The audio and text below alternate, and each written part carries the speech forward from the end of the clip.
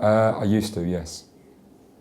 That's a very good way of trading. To me, the most important side of trading is getting your money management and your risk management right.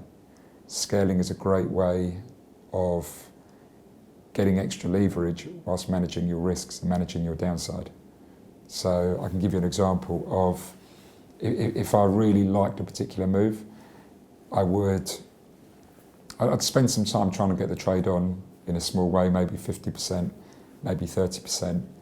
If the trade started moving my way, I'd then add a little bit, perhaps another 50% of the trade, and then I'd scale in at another level. I'd identify a level where I want to add some more. So overall, I've averaged in at a slightly worse level, but I've raised my stop, and I've done it in a strategic way, and now I have a much bigger position on. And my loss is constantly, because we're in the money, my potential loss is always reducing, and then I get a break-even point. So do you make use of stop loss and trailing stop loss orders? I do, and I put a trailing stop loss and a stop loss in everything I do. In fact, that almost goes on first before I put a trade on. And it's not for everyone. I will say there's an argument. I have a website which talks about trading. I have a LinkedIn group which talks about trading.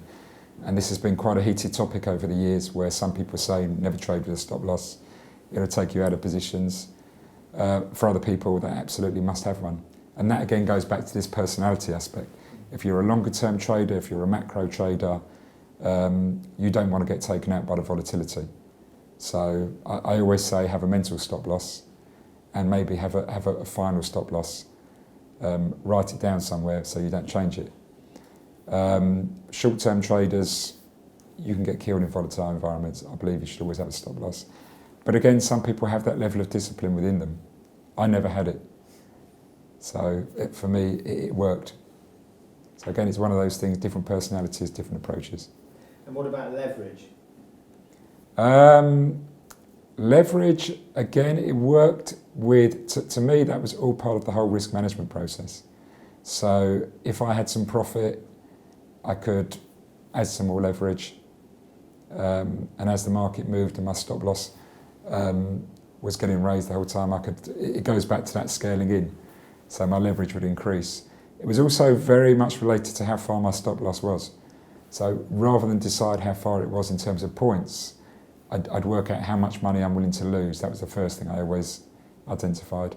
So if I was talking about working at a bank, it might be $200,000 or $300,000 on this trade I'm willing to risk, and then my stop loss would be connected partly to, well, my position sizing would be connected to where my entry was in the market, where the risk point was, what a stop loss was, and that would define my size at that point. Rather than a mistake I see a lot of people make, is they let their size define their position. They'll go in with a certain size.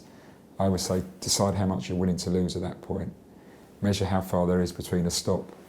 And that's why I like favourable setups, because sometimes you can find great setups which give you enormous leverage.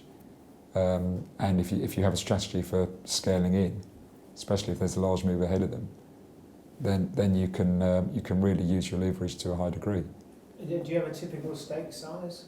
Well, nowadays I'm trading privately, so it's very small. But when I worked in a bank, and when I can go back to my less successful periods, I had a typical stake size.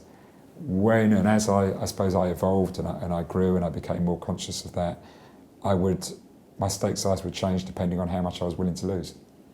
So I could have a huge stake size because my stop loss wasn't very far away and I had a favourable setup, and I'd be limited to how much the bank would allow me to take in position size. Sometimes I'd have very small stake size because I was putting on a trade with quite a large stop, and the potential for that stock to be taken out meant, and perhaps my confidence was less as well in that trade as well.